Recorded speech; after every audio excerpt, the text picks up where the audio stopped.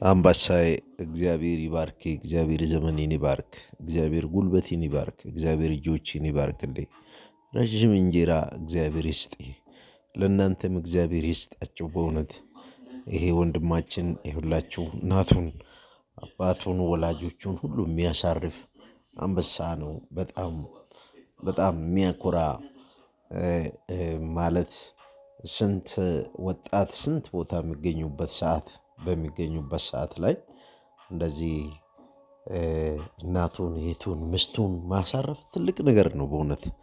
እና እናበረታታቸዋለን። በጣም ክበሩ፣ በጣም ከፍ በሉ። እግዚአብሔር እንጀራ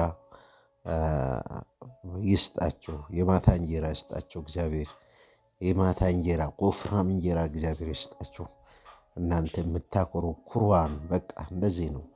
እና ውጪ ማለት ምግባቸውን የሚሰሩት ወንዶች ናቸው። እኛ ሀገር ደግሞ ወንድ ማጀት አይገባም ምናምን እየተባለ ነውና እናመሰግናለን።